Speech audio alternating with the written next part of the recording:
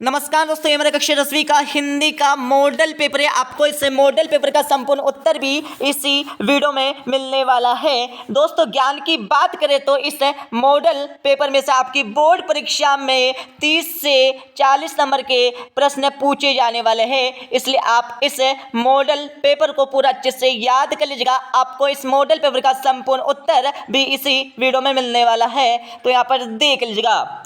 इस पेपर का पूर्णांक होने वाला 75 अंकों का, समय होने वाला 3 घंटे का। इस पेपर में टोटल यहाँ पर 23 क्वेश्चन पूछे जाने वाले हैं। सबसे पहले आपको इन निर्देश को अच्छे से पढ़ लेना है। इनको पढ़ने के बाद इस पेपर का हमारा पहला क्वेश्चन दिया, सही विकल्प का चयन कर लिखिए। ये आपकी परीक्षा में 6 नंबर के सही विकल्प पूछे जाने वाले हैं। जैसे कि हमारा पहला सही विकल्प दिया है, आचार्य रामचंद्र शुक्ल ने हिंदी पद्य साहित्य को विभाजित किया है। तो कितने भागों में विभाजित किया ये आपको बताना है। इसका आंसर लगा लेगा। पहले में आपको लिखना होगा ब वाला 4 कालों में। उसके बाद आपका दूसरा दिया है, परशुराम को यज्ञ बड़े उत्तर दिए, तो इसका आंसर लगा लीजिएगा। दूसरे में आपको राइट आंसर यहाँ पर लगाना होगा। क्या लगाना है, इसमें आपको लिखना होगा यहाँ पर स वाला लक्ष्मण ने। उसके बाद तीसरा दिया है, रमणीयार्थम प्रतिपादक शब्द काव्यम परिभाषा है, तो यह परिभाषा किसकी है, इसका आंसर लगा लीजिएगा। तो तीसरे में आपको लिखना होगा ब वाला पंडित जगन्नाथ की। उसके बाद चौथा दिया है, संस्कृति पाठ में न्यूटन को कहा गया है, तो चौथे का आंसर लगा लीजिएगा। चौथे में आपको राइट आंसर यहाँ पर लगाना है। क्या लगाना है, चौथे में आपको सा वाला संसद मानव आपको राइट आंसर लगाना है। उसके बाद आपका पांचवा दिया है, क्रिया विशेषण में विशेषता बताई जाती है, तो किसकी विशेषता बताई जाती है ये आपको बताना है। इसका आंसर लगा लीजिएगा। पांचवें में आपको राइट आंसर यहाँ पर लगाना होगा आ वाला क्रिया की। उसके बाद आपका छठा सही विकल्प देख लीजिएगा, भोलानाथ और उसके साथी अपने गरोंदे के किवाड़ बनाते थे, तो गरोंदे के किवाड़ किसके माध्यम से बनाते थे ये आपको बताना है। इसका आंसर लगा लीजिएगा। छठे में आपको राइट आंसर यहाँ पर लगाना होगा। कौन सा लगाना है, ब वाला लकड़ी से आपका राइट आंसर हो जाएगा। ठीक है, जिससे आपके 6 नंबर यहाँ पर सही विकल्प के मॉडल पेपर में कंप्लीट हो जाएंगे। उसके बाद आपका क्वेश्चन नंबर 2 देख लीजिएगा। क्वेश्चन 2 में आपको क्या करना है, खालिस्तान की पूर्ति करना है। जैसे कि हमने आपको पहले बता दिया, आपको इस मॉडल पेपर को पूरा अच्छे से याद कर लेना है। ठीक है, क्योंकि आपकी बोर्ड परीक्षा वार्षिक परीक्षा में इस मॉडल पेपर में से समथिंग मतलब लगभग 30 से 40 नंबर के प्रश्न आने वाले हैं। तो वो प्रश्न किसी भी यहाँ पर माध्यम से आ सकते हैं, जैसे खालिस्तान में, सही जोड़ी में, और एक शब्द में, एक वाक्य में, या फिर 2-2 नंबर के क्वेश्चन, या फिर 3-3 नंबर के क्वेश्चन, या फिर यहाँ पर 4-4 नंबर के क्वेश्चन में। तो यहाँ पर खालिस्तान देख लीजिएगा। पहला आपका दिया खालिस्तान, कविता फागुन की मादकता को प्रकट कर रही है, तो पहले का आंसर लगा लीजिएगा। पहले में आपको लिखना होगा यहाँ पर, क्या लिखना है, पहले में पहले खालिस्तान में आपको लिखना होगा यहाँ पर अट नहीं रही है। ठीक है, उसके मतलब दूसरा दिया है, जहाँ एक शब्द का समान अर्थ में एक से अधिक बार क्रमशः प्रयोग होता हुआ खालिस्तान अलंकार होता है। इसका आंसर लगा लीजिएगा। इसमें आपको लिखना होगा दूसरे वाला पुनरुक्ति प्रकाश अलंकार। उसके बाद आपका तीसरा दिया है, जिन शब्दों की रचना मात्राओं की गणना के आधार पर होती है उन्हें खालिस्तान छंद कहते हैं। यहाँ पर किसकी बात हो रही है, मात्राओं की। ठीक है, तो इसमें आपका आ जाएगा मात्रिक छंद आ जाएगा। ठीक है, यदि यहाँ पर वर्णों की बात होती तो इसमें वर्णिक छंद आता है। ठीक है, उसके बाद चौथा दिया है, शहनाई बजाने के लिए खालिस्तान का प्रयोग होता है, तो किसका प्रयोग होता है, इसका आंसर लगा लीजिएगा। शहनाई बजाने के लिए किसका प्रयोग होता है ये आपको बताना है। ठीक है, तो इसमें आप लगा लीजिएगा। इसमें आपको लिखना होगा यहाँ पर रेड। ठीक है, कंफ्यूज नहीं होना है। बास तो यहाँ पर बास नहीं आएगा इसमें। ठीक है, ये गलत है, तो इसमें आपको राइट आंसर लगाना होगा रेड। रेड आपका राइट आंसर लगाना होगा। ठीक है, उसके बाद आपका पांचवा दिया है, यशोगान खालिस्तान संधि का उदाहरण है। यशोगान किस संधि का उदाहरण है ये आपको बताना होगा। इसका आंसर लगा लीजिएगा। इसमें आपको लिखना होगा स्वर संधि। स्वर आपका राइट आंसर हो जाएगा। उसके बाद छठा दिया है, कवि लॉन्ग स्टॉक में खालिस्तान फिल्म की शूटिंग हुई थी, तो इसमें आपको लिखना होगा गाइड। दोस्तों, ये क्वेश्चन आपकी अर्धवार्षिक परीक्षा में पूछा गया है। ठीक है, आप पेपर उठा के देख लीजिएगा। ये क्वेश्चन आपकी अर्धवार्षिक परीक्षा में भी पूछा गया है खालिस्तान में। उसके बाद आपका अगला क्वेश्चन यहाँ पर दिया हमारा क्वेश्चन 3 में आपको क्या करना है, सत्य और असत्य बताना है। पूरा पेपर अच्छे से समझिए, उसके बाद ही आपको इनके आंसर को लिख लिख कर याद करना है, ठीक है, जिससे आप हिंदी के पेपर में 75 में से 75 अंक लेकर आ जाएंगे। बिल्कुल दोस्तों, गारंटी के साथ आप हिंदी के पेपर में 75 में से 75 अंक लेकर आ जाएंगे। सबसे पहले आपको ध्यान देना है अपनी राइटिंग का, ठीक है। उसके बाद आपको गलतियां नहीं करना है, जैसे मात्राओं की बिल्कुल भी नहीं करना है, ठीक है। यदि इन मात्राओं की गलती आपने कर दी तो आप बिल्कुल 75 में से 0 यहाँ पर लेकर आएंगे, ठीक है। इसलिए आपको मात्राओं की गलती बिल्कुल नहीं करना हिंदी के पेपर में, ठीक है। अवश्य ध्यान दीजिएगा मात्राओं की, और लिख लिख के याद कीजिएगा और सही से अपनी राइटिंग सुधारिए, जिससे आप परीक्षा में अचीव कर सकते हैं 75 में से 75। इसके साथ ही यहाँ पर हमारा क्वेश्चन 3 दिया है, जिसमें आपको सत्य और असत्य बताना है। दोस्तों, आपको क्वेश्चन को अच्छे समझना है, ठीक है, तभी आप इन क्वेश्चनों के सही से जवाब दे सकेंगे। तो यहाँ पर हमारा पहला दिया है, वात्सल्य और श्रृंगार रस के श्रेष्ठ कवि सूरदास को माना गया है। तो पहला हो जाएगा बिल्कुल माना गया, सत्य हो जाएगा। दूसरा आपका दिया है, जहाँ किसी वस्तु या विषय का वर्णन बड़ा चढ़ाकर किया जाए वह अनियुक्ति अलंकार होता है, तो बिल्कुल होता है, सत्य हो जाएगा। तीसरा आपका दिया, मनु भंडारी अपने भाइयों के साथ गुल्ली डंडा भी खेलती थी, तो यह बिल्कुल असत्य हो जाएगा, बिल्कुल नहीं खेलती थी, इतना टाइम नहीं था। और इसके साथ ही अगला देख लीजिएगा, रेखा चित्र को शब्द चित्र भी कहते हैं, तो बिल्कुल कहते हैं, सत्य हो जाएगा। और पांचवा आपका दिया है, राम बजाया जाता है एक आज्ञावाचक वाक्य है, तो बिल्कुल नहीं है, ठीक है। उसके बाद आपका अगला देख लीजिएगा, छठा आपका दिया है, हिरोशिमा भारत में, तो बिल्कुल नहीं है, ठीक है, हिरोशिमा भारत में नहीं है, बिल्कुल नहीं। उसके बाद आपका अगला देख लीजिएगा, क्वेश्चन 4 दिया, क्वेश्चन 4 में आपको सही जुड़ का मिलान करना है। दोस्तों, परीक्षा के टाइम आपको परीक्षा पेपर देते समय आपको जल्दबाजी नहीं करना है, ठीक है, सही से क्वेश्चन को पढ़ना है, उसके बाद आपको जवाब देना है, वरना एक गलती आपकी बहुत भारी हो सकती है, ठीक है। एक एक नंबर से यहाँ पर एक घड़ा बनता है, मतलब एक एक बूंद से यहाँ पर पूरा घड़ा बढ़ जाता है, तो आपको क्या करना है, पूरे नंबर आपको कवर करना है। तो इसके साथ ही यहाँ पर क्वेश्चन 4 पे चलते हैं, बकवास नहीं करते हैं, ठीक है।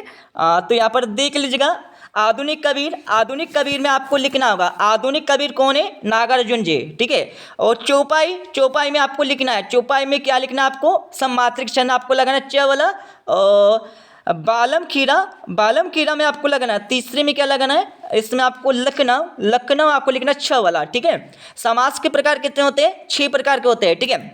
यदि आपको नहीं पता तो मैं आपको बता देता हूँ, अब तक दादा, अब तक दादा, ये हमारा हो जाएंगे 6। समास के कितने प्रकार हो जाएंगे, 6 हो जाएंगे। आज से हो जाएगा आपका अव्ययीभाव समास, बात से बहुब्री, तात से तत्पुरुष, कात से कर्मधारय, और दास से द्वंद्व, और एक और दास से हमारा दिग्ग हो जाएगा, ठीक है। हमने आपको शॉर्टकट यहाँ पर बता दिया समास के यहाँ पर प्रकार 6। इसके साथ ही अगला देख लीजिएगा, यहाँ पर हमारा सही जोड़ी का मिलान कर लेते हैं थोड़ा सा। क्या दिया हमारा, सबसे आगे रहने वाला, तो 5 में आपको लगाना है, क्या लगाना है, अग्रणी आपको लगाना है, ठीक है। उसके बाद आपका छठा दिया है, ऊंच नीच में बई कियारी, तो इसमें आपको लगाना है कि इसमें क्या लगाना आपको, इसमें आपको क वाला, ठीक है, जो उपजी सो बई हमारी, ठीक है। उसके बाद आपका अगला क्वेश्चन यहाँ पर दिया, क्वेश्चन 5 में आपको क्या करना है, एक शब्द अथवा एक वाक्य में उत्तर देना होगा। जैसे हमारा पहला दिया हमारा, कवि निराला का उत्साह गीत किससे संबंधित है, मतलब किसको यहाँ पर संबोधित करता है यहाँ पर, तो इसका आंसर लगा लीजिएगा। इसमें आपको लिखना होगा, क्या लिखना है, छायावादी के बाद आपको आगे लिखना होगा समृद्धि, छायावादी समृद्धि को, ये आपको लिखना है, ठीक है। तो सिंपल से इसमें लिखना होगा, कवि निराला का उत्साह गीत छायावादी समृद्धि को संबोधित करता है। उसके बाद आपका अगला क्वेश्चन दिया हमारा, क्वेश्चन 2, रस किसे कहते हैं, तो रस किसे कहते हैं, किसी भाव या किसी चीज को देखने से जिस मन में यहाँ पर भावना उत्पन्न हो या जागृत हो, उसे हम यहाँ पर रस कहते हैं, ठीक है। किसी काव्य को देखने या पढ़ने सुनने पर, ठीक है। उसके बाद आपका तीसरा दिया हमारा, संस्कृति निबंध हमें किससे टकराने की प्रेरणा देता है, तो तीसरे का आंसर लगा लीजिएगा। इसमें आपको लिखना है, परंपराओं और सांस्कृतिक विरासत से, तो इसके साथ ही लिख लीजिएगा तीसरे का आंसर। तीसरे में आपको लिखना होगा परंपराओं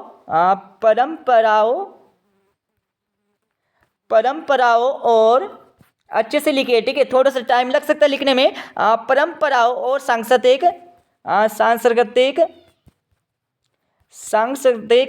उसके बाद आगे आपको लिखना होगा विरासत विरासत के साथ ही आपको लिखना है, ठीक है। अच्छे से लिख लीजिएगा आपकी रफ कॉपी में, ठीक है। उसके बाद आपका यहाँ पर चौथा हमारा दिया, वीर रस की कविता में कौन सा गुण होता है। दोस्तों जो हमारा वीर रस होता है उसमें कौन सा गुण यहाँ पर होता है, ठीक है। तो इसका आंसर मैं आपको साफ साफ बता देता हूँ। वीर रस की जो कविता होती है उसमें यहाँ पर ओज गुण, कौन सा गुण, ओज, ओज गुण यहाँ पर होता है, ओज गुण, ओज गुण आपको लिखना है, ठीक है, सिंपल सा। उसके बाद आपका पांचवा दिया है, रहस्यमयी तारों भरी रात लेखिका मधु कांकरिया के मन में क्या जगा रही थी। तो क्या जगा रही थी, तो पांचों का आंसर लगा लीजिएगा, उनके मन में कल्पनाओं का संगीत बजा रही थी या फिर जगा रही थी, ठीक है। ये आपको लिखना होगा सिंपल सा, क्या लिखना है, उनके मन में कल्पनाओं का संगीत बज रहा है या फिर जागृत हो रहा है, ठीक है। ये आपको लिखना होगा सिंपल सा। डोंट वरी, इन सभी के आंसर आपको मिल जाएंगे इस वीडियो के लास्ट में। अब आपका चेटा दिया हमारा, लेखक अज्ञे ने हिरोशिमा कविता कहाँ बैठकर लिखी थी। तो ये क्वेश्चन भी आपकी परीक्षा में आया था, अर्धवार्षिक परीक्षा में, ठीक है। आप मिला लीजिएगा, हम झूठ नहीं बोल रहे हैं, ठीक है, आप मिला लीजिएगा, ठीक है, पेपर उठाकर देख लीजिएगा, ये आपकी परीक्षा में आया था, ठीक है, अर्धवार्षिक परीक्षा में।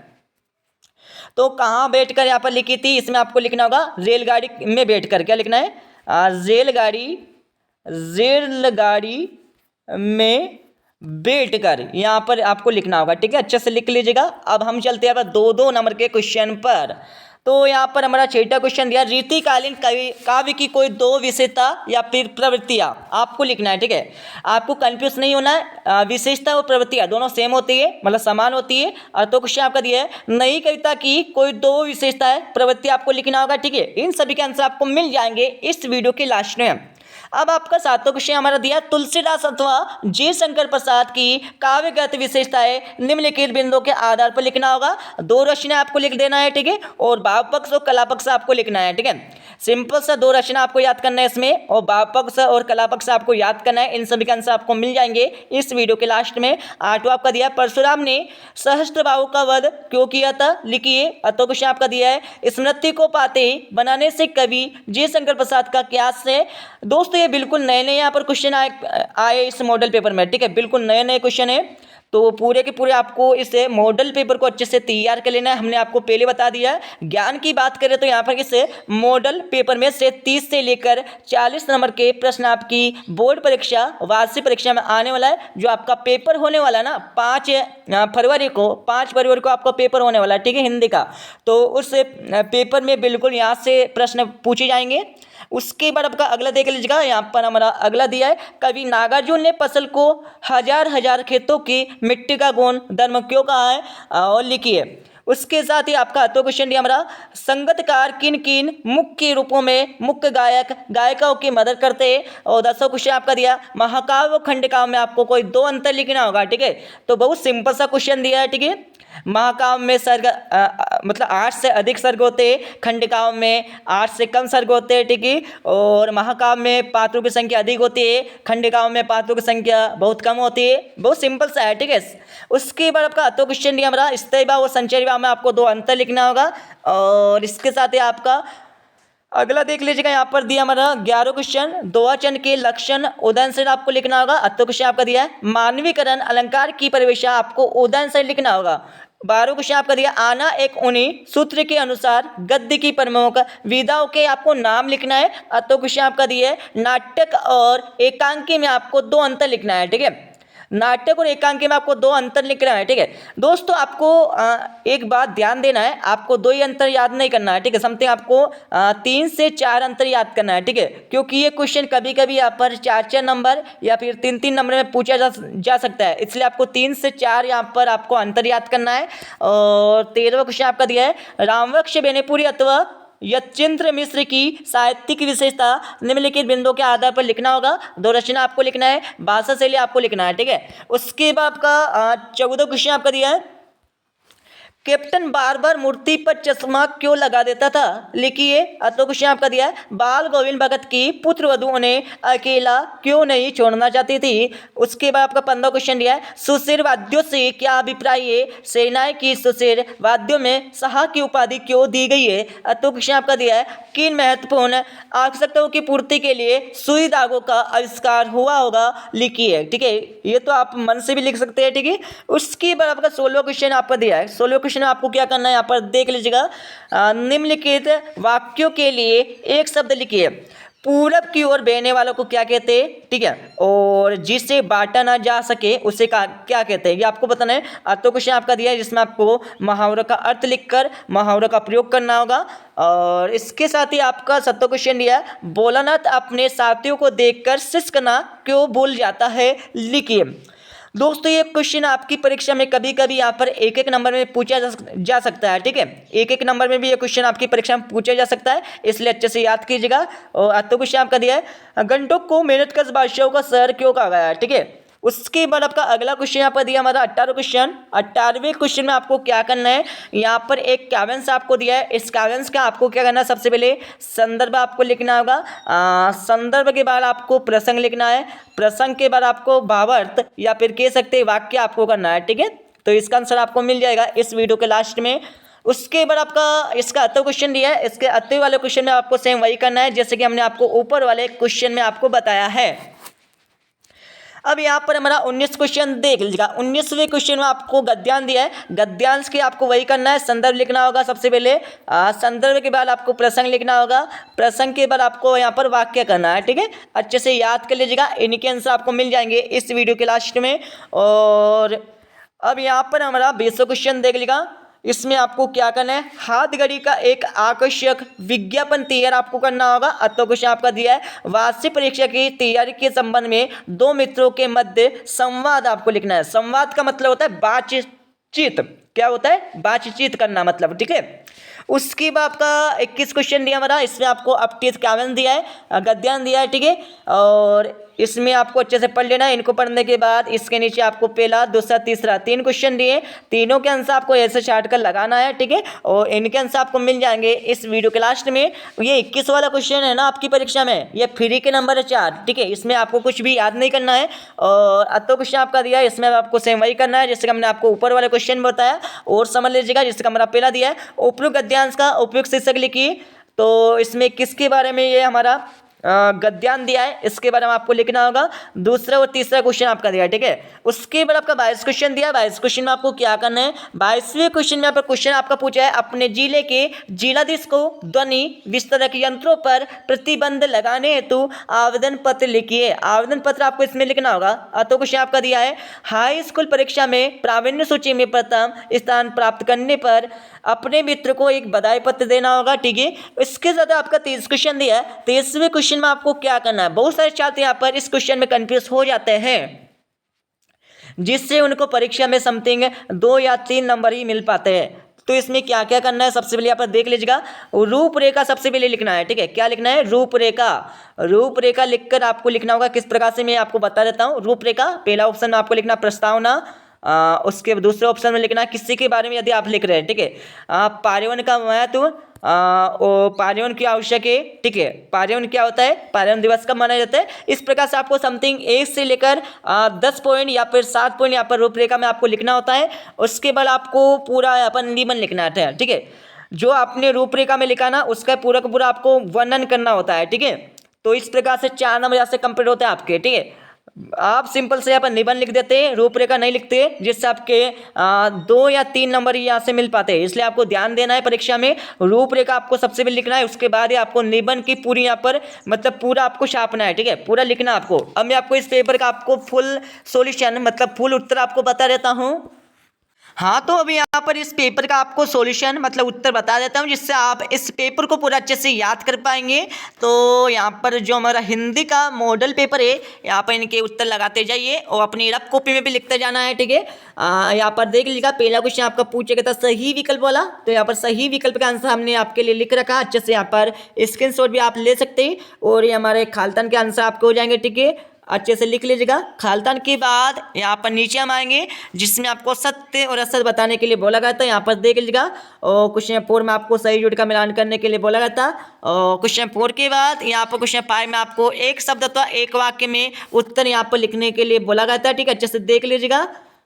उसके बाद हम चलते हैं यहाँ पर 2-2 नंबर के क्वेश्चन के आंसर पर। यहाँ पर हमारा हो जाएगा छठे क्वेश्चन का उत्तर, जिसमें आपको पूछेगा था रीति काल की आपको कोई 2 विशेषता लिखना है। तो हमने पूरे की पूरी यहाँ पर आपके लिए 3 आपको विशेषता दे रखी है, अच्छे से याद कर लीजिएगा, ठीक है। और छठे के बाद यहाँ पर हमारा 7वें क्वेश्चन का आंसर लगा लीजिएगा, जिसमें आपको तुलसीदास जी की रचनाएं आपको लिखना है, काव्यगत विशेषता लिखना है, भाव पक्ष, कला पक्ष आपको लिखना है, साहित्य में स्थान आपको लिखना है, ठीक है। आपको जितना भी क्वेश्चन में पूछे गए वो सभी आपको लिखना होगा। तो यहाँ पर अच्छे से देख लीजिएगा, ये हमारा तुलसीदास जी का रचना आपको दी गई है, और भाव पक्ष आपको दिया, कला पक्ष आपको दिया, साहित्य में स्थान आपको दिया है, ठीक है, अच्छे से देख लीजिएगा। और ये हमारा हो जाएगा 7वें क्वेश्चन का यहाँ पर 8वें वाला का आंसर, जिसमें आपको जयशंकर प्रसाद जी की 2 रचना आपको भाव पक्ष और कला पक्ष आपको लिखने के लिए बोला गया था, ठीक है। अच्छे से स्क्रीनशॉट लेते जाइए। इसका लेने के बाद नीचे भी देख लीजिएगा पूरा। उसके बाद यहाँ पर हमारा क्वेश्चन नंबर 8 का आंसर लगा लीजिएगा, ये हमारा क्वेश्चन 8 का आपका आंसर हो जाएगा। 8वें के बाद यहाँ पर हमारा 8वें क्वेश्चन के यहाँ पर 8वें वाला का आंसर आपको दिया है, पूरा का पूरा अच्छे से लिख लीजिएगा अपनी रफ कॉपी में। और यहाँ पर हमारा 9वें क्वेश्चन का आंसर लगा लीजिएगा, ये हमारा 9वें क्वेश्चन का आपका आंसर हो जाएगा। 9वें के बाद यहाँ पर हमारा 10वें क्वेश्चन का आंसर लगा लीजिएगा, जिसमें आपको महाकाव्य एवं खंडकाव्य में आपको अंतर लिखने के लिए बोला गया था, ठीक है। वैसे हमने इस अंतर को आपको क्वेश्चन पेपर में बता दिया था, समझा दिया था, ठीक है, बहुत सिंपल सा है। और इसके साथ ही यहाँ पर हमारा 11वें क्वेश्चन का आंसर लगा लीजिएगा, ये हमारा 11वें क्वेश्चन का आंसर हो जाएगा। 11वें के बाद यहाँ पर हमारा 12वें क्वेश्चन का यहाँ पर 8वें वाला का आंसर लगा लीजिएगा, जिसमें आपको नाटक एवं एकांकी में आपको प्रमुख 2 अंतर लिखने के लिए बोला गया था, बट हमने आपके लिए 4 अंतर दे रखे हैं, आपको चारों अंतर को अच्छे से याद कर लेना है। उसके बाद यहाँ पर हमारा 13वें क्वेश्चन का आंसर लगा लीजिएगा, ये हमारा 13वें क्वेश्चन का आपका आंसर हो जाएगा। 13वें के बाद यहाँ पर हमारा 14वें क्वेश्चन का आंसर लगा लीजिएगा, ये हमारा 14वें क्वेश्चन का आंसर आपको हो जाएगा, ठीक है। उसके बाद यहाँ पर हमारा 15वें क्वेश्चन का आंसर लगा लीजिएगा, ये हमारा 15वें क्वेश्चन का आंसर हो जाएगा। 15वें के बाद यहाँ पर हमारा 16वें क्वेश्चन का आंसर लगा लीजिएगा। 16वें के बाद यहाँ पर हमारा अगला देख लीजिएगा, यहाँ पर हमारा 17वें क्वेश्चन का आंसर हो जाएगा। 17वें के बाद यहाँ पर हमारा अगला चलते हैं हम, यहाँ पर 18वें क्वेश्चन का आंसर लगा लीजिएगा, ठीक है। ये हमारा 18वें क्वेश्चन का आंसर हो जाएगा आपका प्रसंग, वाक्य, संदर्भ, ये सभी आपको लिखने के लिए बोला गया था। और 18वें के बाद यहाँ पर हमारा 19वें क्वेश्चन का आंसर लगा लीजिएगा, इसमें संदर्भ, वाक्य, विशेष, ये सभी आपको लिखने के लिए बोला गया था, ठीक है। थोड़ा सा मैं जूम कर देता हूँ, अच्छे से देख लीजिएगा, ठीक है। ये हमारा 19वें क्वेश्चन का यहाँ पर 8वें वाले का आंसर हो जाएगा, पूरा का पूरा अच्छे से स्क्रीनशॉट ले लीजिएगा, या फिर अपनी रफ कॉपी में आप लिख सकते हैं। इसके साथ ही यहाँ पर एक आपका क्वेश्चन पूछा गया था, हाथ घड़ी पर आपको एक विज्ञापन देना था, ठीक है। तो ये हमारे हाथ घड़ी हो जाएगी, इस प्रकार से आपको विज्ञापन देना है परीक्षा में। और इसके साथ ही यहाँ पर हमारा 21वें क्वेश्चन का यहाँ पर उत्तर लगा लीजिएगा। 21वें के बाद यहाँ पर हमारा 22वें क्वेश्चन का आंसर लगा लीजिएगा, जिसमें आपको एक आवेदन पत्र या फिर कह सकते हैं प्रार्थना पत्र आपको लिखने के लिए बोला जाता है, ठीक है। तो इसका आप अच्छे से स्क्रीनशॉट ले लीजिएगा। और जो हमारा 23वें क्वेश्चन है ना, 23वें क्वेश्चन का आंसर आपको स्वयं लगाना है, अपनी बुक से मिल जाएगा, या फिर आपके पास कोई सी बुक होगा ना, उसमें उसका आंसर मिल जाएगा, जिसमें आपको रूपरेखा सहित निबंध लिखना था। यदि आपकी बुक में नहीं मिलता है तो आप नीचे कमेंट बॉक्स में कमेंट करके बोल सकते हैं, कोई दिक्कत हम यहाँ पर अपलोड कर देंगे आपके लिए, ठीक है। और आपको इस वीडियो के डिस्क्रिप्शन में टेलीग्राम चैनल की लिंक मिल जाएगी, तो आपको क्या करना है, उस लिंक पे क्लिक करके आपको टेलीग्राम चैनल ज्वाइन कर लेना है। और आपको इस मॉडल पेपर को पूरा अच्छे से तैयार करना है। हमने ज्ञान की बात बता दी आपको, इस मॉडल पेपर में से आपकी बोर्ड परीक्षा में, आपकी वार्षिक परीक्षा में 30 से लेकर 40 नंबर के प्रश्न आने वाले हैं, ठीक है। तो मिलते हैं अगले वीडियो में। जब जय हिंद, वंदे मातरम।